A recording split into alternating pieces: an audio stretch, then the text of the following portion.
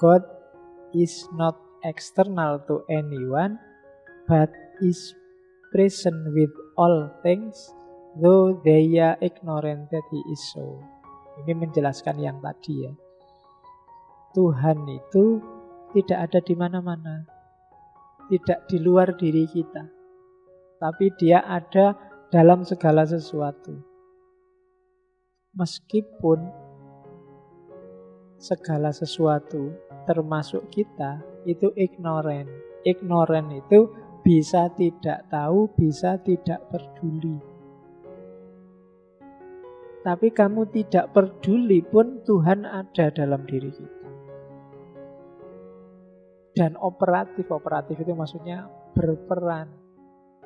Tuhan itu sangat sayang terhadap kita, maka kamu peduli apa tidak terhadap dia, itu kan kamu bisa menikmati rasa sayang, rasa kasihnya Tuhan dalam hidupmu. Orang paling jahat sekalipun sok-sok ya beruntung. Hidupnya kadang ya nyaman, ya enak. Itu kan kerja Tuhan dalam dirinya. Dia tidak sadar sama sekali, bahkan tidak percaya. Orang ateis itu kan anti Tuhan, tidak percaya. Masa ada sesuatu yang namanya Tuhan. Tapi kan dia menikmati fasilitas-fasilitas yang diberikan Tuhan dalam hidupnya. Meskipun dia tidak sadar. Tapi Tuhan nggak masalah, ya tetap di situ. Coba Tuhan pergi, udahlah aku nggak ada di situ, urus-urusanku sendiri, wassalam sudah. Tapi kan nggak. Mau kadang-kadang filosof-filosof ateis itu malah terkenal luar biasa. Kamu kaji, kamu pelajari, bukunya kamu beli. Loh, itu kan di antara bukti bahwa Tuhan tidak di luar dari diri kita, tapi di dalam dengan segala karakternya. Jadi ini inti teorinya Plotinus. Maka berbahagialah yang kamu sadar bahwa Tuhan ada dalam dirimu. Dan operatif, gak cuma tahu tapi sadar. Sadar itu berarti operatif. Operatif itu berarti fungsional. Ada pengaruhnya terhadap hidupmu. Selama ini kamu cuma ngerti saja, tapi gak berpengaruh. Buktinya apa? Kadang-kadang kamu sengaja salah, sengaja keliru juga gak kaget. Tidak ragu-ragu. Alah Pak, bohong dikit-dikit tidak apa-apa lah. Terjang aja, santai aja. Lupa sholat, alah lupa, tidak ada hukumnya, santai aja, tenang aja. Karena kamu sering gitu, sering menyepelekan. Itu menunjukkan bahwa kamu tahu Tuhan itu ada dalam dirimu, tapi kamu cuekin. Ya untungnya Tuhan gak tersinggung. Kalau Tuhan tersinggung, dikepruk kamu. Kamu sudah tiap hari dibantu, tiap hari dikasih fasilitas macam-macam, masih melupakan aku. Masih lebih penting pikiranmu sendiri, masih lebih penting gagasanmu sendiri, nafsumu sendiri, hasratmu sendiri, kan gitu. Tiap hari yang kita nomor satu kan itu. Orang yang sadar ada Allah itu kalau mau ngapain aja, day to day, langkah demi langkah, merujuknya ke dalam. Selalu izin, ya Allah, kalau gini setuju ndak? Ridho ndak kalau gini, kan gitu. Harusnya, kalau kamu sadar selalu, katanya saya Siti Jenar, dia lebih dekat dari urat nadi, motif dari Al-Quran. Akrobu min hablil warid. Lebih dekat hablul warid itu kan di sini, di otot yang ada di leher ini. Lebih dekat dari hablul warid berarti apa? Ini kan nyawamu. Ini diputus saja kamu, wallahu a'lam bishawab. Maka Allah lebih dekat bahkan dari nyawamu sendiri dalam hidupmu. Oleh karena itu, hanya orang tidak pintar yang tidak sadar keberadaan Allah, dan hanya orang bodoh yang sudah sadar tapi tidak fungsional keberadaan Allah dalam hidupnya. Cuma ya untuk mencapai ke sini tetap latihan, pelan-pelan, jangan kesusu. Yo nanti habis ini sih kamu semangat, wah iya Pak ini ingin praktek, kan biasanya terus lupa. Sampai kamar aja sudah lupa. Harus kamu rancang sendiri pelan-pelan. Jalurnya tadi. Jadi untuk ketemu Allah kan tadi ada jalur-jalur itu, bisa filsafat, teologi, pengalaman sehari-hari. Dimulai dari kesadaran dulu, pelan-pelan membersihkan diri, kemudian mengalami pencerahan sampai perfection. Jadi kalau bahasanya sufi, makom demi makom. Jangan ujuk-ujuk pingin jadi wali yang sudah ekstase bersatu sama Allah. Kalau ujuk-ujuk ke situ ya lagi-lagi kamu tidak nyampe. Hasilnya paling acting. Acting ekstase, acting merindukan Allah, acting merindukan Nabi, padahal tidak, ya cuma acting aja. Harus masuk dalam dirimu, jangan cuma acting. Kamu kan nggak suka orang pencitraan. Kamu juga jangan pencitraan di hadapan Tuhan. Karena Tuhan tidak bisa dihapusi. Ya, kalau manusia sih kamu kasih pencitraan mungkin mereka percaya. Kamu ke masjid pakai jubah, jenggotmu dipanjangin, wong takut sama kamu. Tapi kalau Allah kan nggak bisa kamu pencitraan kayak gitu. Kalau kamu nggak percaya ya kalau kamu ke kampung misalnya, kamu pakailah jubah, jenggotmu dipanjangin dikit, pakai serban, datang paling awal, duduk paling depan, kamu keluar masjid orang rebutan salaman. Itu karena pencitraan. Kamu cuma gaya, tapi isinya nggak ada. Kayak artis dari wali tadi. Jadi actionnya sih action wali, subhanallah, subhanallah. Tapi habis syuting ya sudah. Kayak kamu kan habis pakai serban pulang ke kamar, ya lagi-lagi buka laptop yang dilihat itu, yang ditonton itu, yang dibaca itu. Kayakmu juga begitu, karena tadi waktu keluar cuma acting. Oke, makanya jangan mudah ketipu oleh TV. TV itu semuanya acting. Wong memang tontonan. Tapi banyak orang marah, banyak orang ketipu hari ini gara-gara TV. Kamu ketipu oleh acting. Wong mereka juga acting. Seolah-olah gegeran. Sering loh seolah-olah gegeran itu. Nanti begitu waktunya iklan, ketawa-ketawa, salaman, ngabisin minum. Syuting lagi, take action, marah lagi. Gak bisa ini. Iklan, minum lagi, ketawa-ketawa, peluk-pelukan.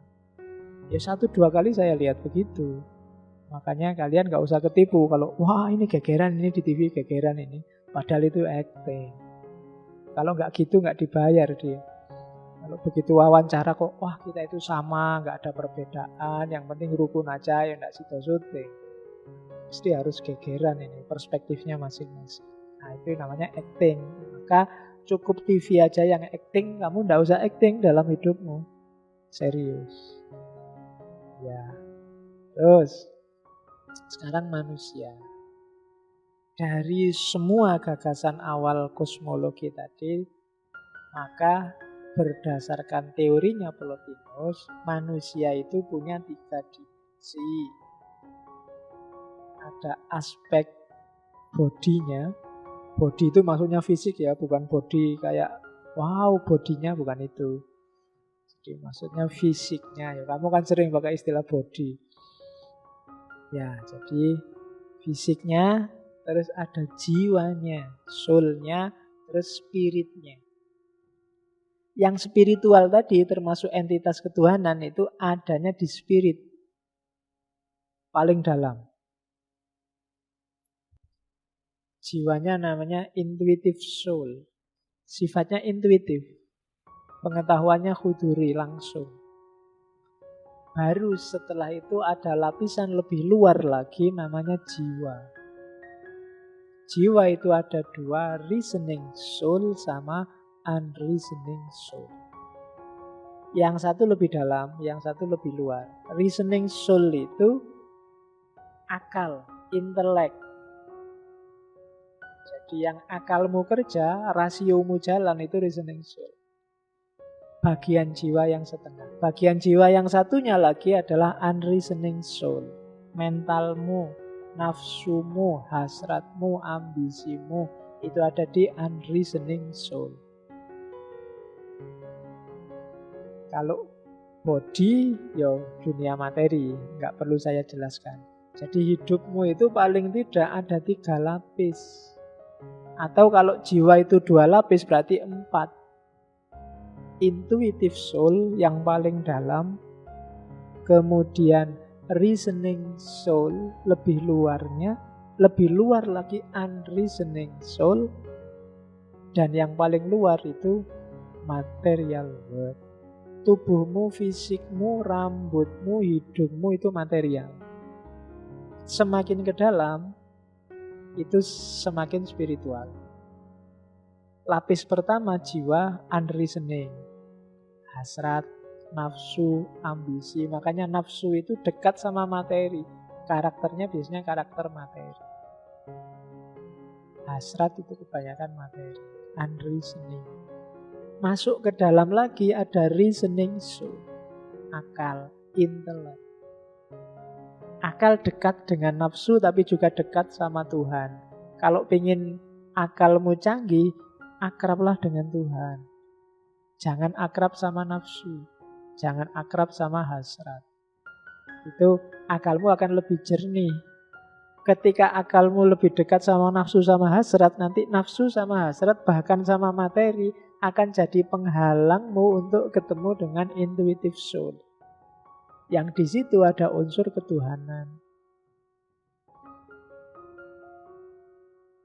Uraian ini nanti banyak dipakai oleh aliran-aliran tasawuf, beberapa torekot pakai ini.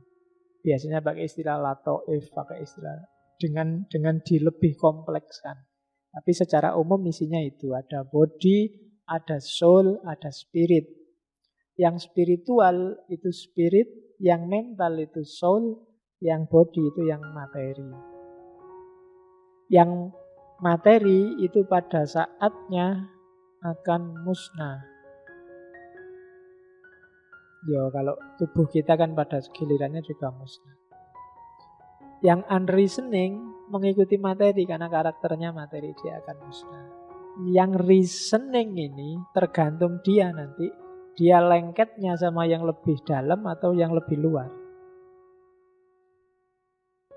Kalau yang lebih luar pakai logikanya Plotinus, ya dia akan lahir kembali, dapat meter baru untuk menyelesaikan tugasnya biar ketemu Tuhannya.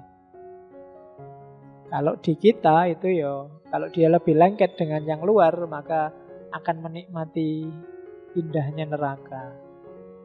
Disiksa dulu sampai bersih, sampai kemelekatan itu mungkin dengan yang nafsu duniawi habis, baru nanti bisa naik kelas ketemu intuitive soul, ketemu yang dimensi ketuhanan. Makanya para sufi itu biasanya menyarankan hasrat, nafsu, meter itu lemahkanlah. Ketika dia lemah, dia tidak akan bisa digantungi apa-apa. Tidak akan bisa bikin orang tertarik, nggak akan bisa bikin orang melekat di situ kalau dia lemah. Tapi kalau dia kuat, biasanya ya menggoda reasoning soul untuk nempel di situ. Maka tadi ada purifikasi. Purifikasi itu membersihkan reasoning soul dari kotoran-kotoran mental, kotoran-kotoran material. Oke. Terus, jadi hidup kita isinya ini, katanya Plotinus.